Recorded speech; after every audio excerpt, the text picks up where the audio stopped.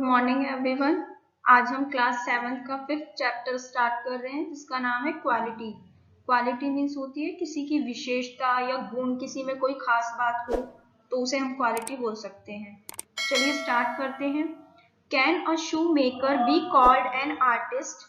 क्या हम एक शू मेकर यानी जूते बनाने वाले को एक कलाकार बोल सकते हैं?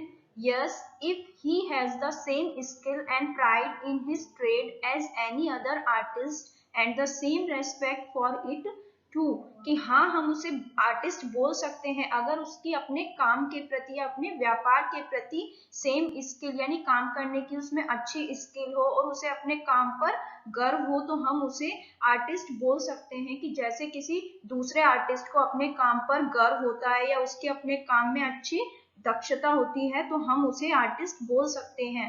And the same respect for it too, और उसके अपने काम के प्रति उतना ही सम्मान होना चाहिए। Mister Gessler, a German shoe maker settled in London is a perfect artist. Mister Gessler जो एक जर्मन शू मेकर हैं, जूते बनाने वाले हैं, सेटल्ड इन लंडन, वो कहाँ रहते हैं? लंदन में रहते हैं। इज अ परफेक्ट आर्टिस्ट, वो एक परफेक्ट आर्टिस्ट है या कलाकार है। Read this story to see how he devotes his life to his art. कि इस स्टोरी को पढ़िए और देखिए कि कैसे उन्होंने अपना जो जीवन है वो अपनी कला के प्रति समर्पित कर दिया था। डिवोट मीन्स होता है समर्पण करना। I knew him from the days of my extreme youth because he made my father's boots. आई यहाँ पर किसके लिए यूज किया गया है? जो ऑथर है जिसने ये स्टोरी लिखी है, तो वो बताते हैं कि आई न्यू हिम, कि मैं उन्हें जानता हूँ, from the days of my extreme youth, कि मैं उन्हें अपनी जवानी के दिनों से जानता हूँ। Because he made my father's boot, क्योंकि वो मेरे पिताजी के जूते बनाते थे। ही lived with his Elder brother in his shop, वो अपनी दुकान पर अपने बड़े भाई के साथ रहते थे। which was in a small by street in a fashionable part of London, और वो जो शॉप थी वो कहाँ पर थी? लंदन के एक फैशनेबल पार्ट यानी लंदन की एक बहुत अच्छी जगह पर एक छोटी सी गली में थी।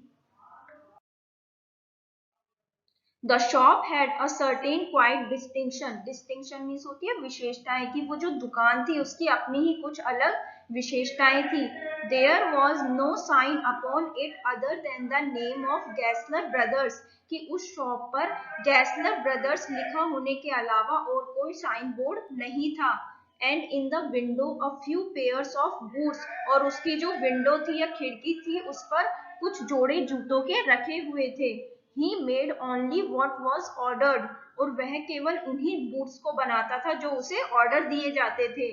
And what he made never failed to fit, और जो भी बूट्स या शूज वो बनाता था वो किसी को फिट ना आए ऐसा कभी नहीं हो सकता था।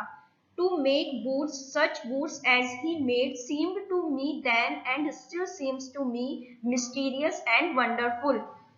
टू मेक बूट्स, जूते बनाना, such boots as he made, और वैसे जूते बनाना जैसे कि वो बनाते थे। सीम्ड टू मी देन, कि मुझे तब भी ऐसा लगता था, and still seems to me, और मुझे अब भी ऐसा लगता है, मिस्टीरियस एंड वंडरफुल, कि वो बहुत ही रहस्यमय और बहुत ही शानदार या अद्भुत है।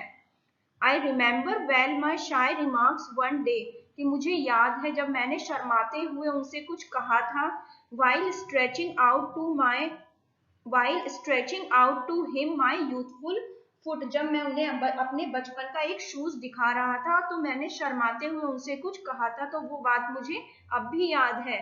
Isn't it awfully hard to do, mister Gessler, कि मिस्टर गैसलर आपके लिए ये सब करना क्या बहुत कठिन नहीं है? एंड हिज आंसर, और उन्होंने आंसर दिया, given with a sudden smile from out of the redness of his beard, it is an art. ये जो लिखा हुआ है ये जर्मन लैंग्वेज में लिखा हुआ है, इसका मतलब होता है इट इज एन आर्ट। तो एंड हिज आंसर, तो उन्होंने क्या आंसर दिया? Given with his sudden smile from out of the redness of his beard. Beard means होती है दाढ़ी, कि उनका जो पूरा फेस था वो दाढ़ी से कवर हो रखा था, तो जो रेड कलर की उनकी जो दाढ़ी थी उसमें से अचानक से एक स्माइल आई और उन्होंने कहा इट इज एन आर्ट, कि यह एक कला है। It was not possible to go to him very often, कि उनके पास अक्सर या बार बार जाना संभव नहीं होता था। His boots lasted terribly, कि उनके द्वारा जो बूट्स या शूज बनाए जाते थे वो काफी लंबे समय तक चलते थे. Having something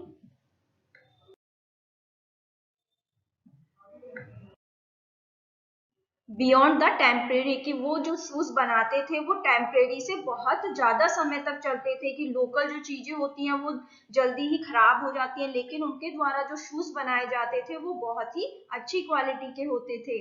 some essence of boot stitched into them, और ऐसा लगता था कि उन्होंने जो बूट्स बनाने में जो उसका पूरा सार है कि वो एक इतनी अच्छी तरीके से बनाते थे कि वो काफी टाइम तक चलते थे और कोई उनकी दुकान में बार बार नहीं आता था.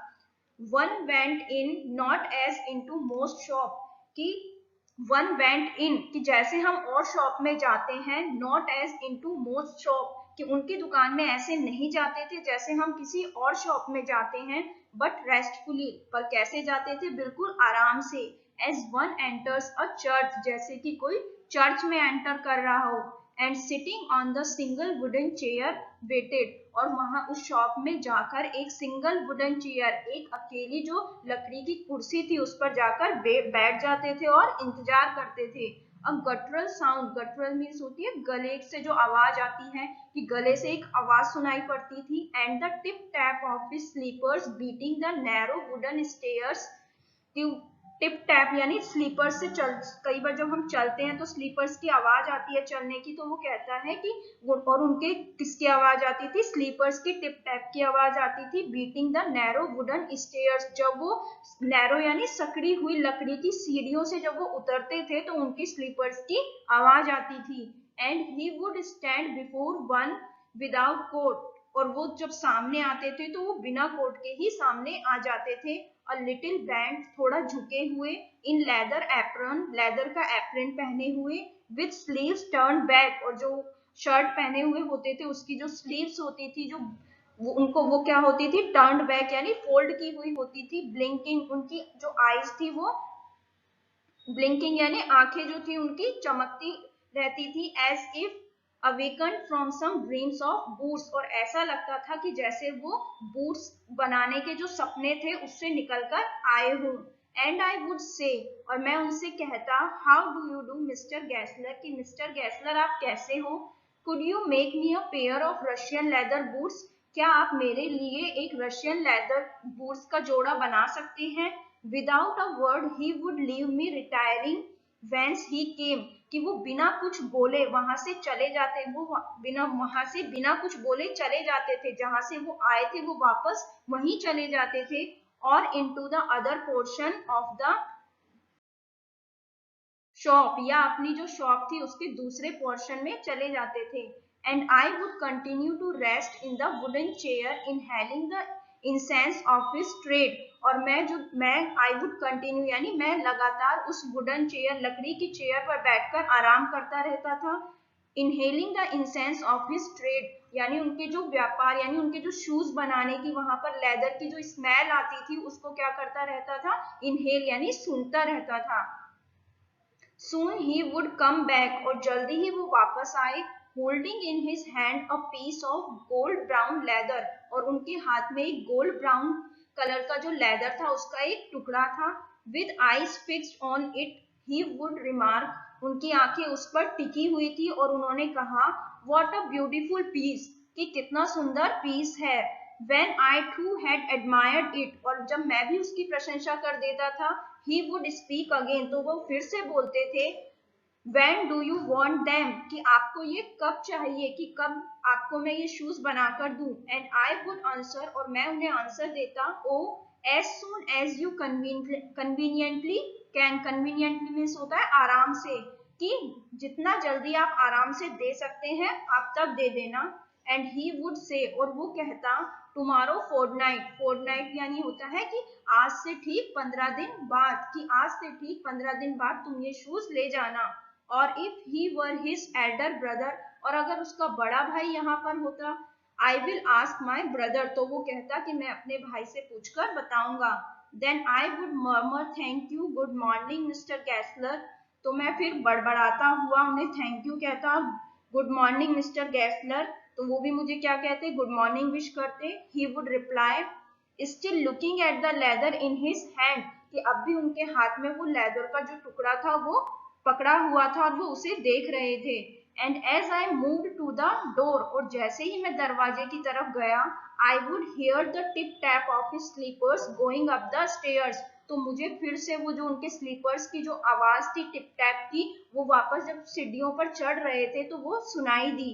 To his dream of boots, और ऐसा लग रहा था कि जैसे वो अब अपने जूतों का जो जूते बनाने के जो सपने हैं उनमें वापस जा रहे हो, यानी वो जहां से वापस आए थे वो वापस वहीं जा रहे थे। तो आज हम इसे इतना ही करेंगे, आगे हम इसे नेक्स्ट क्लास में कंटिन्यू करेंगे। Thank you so much.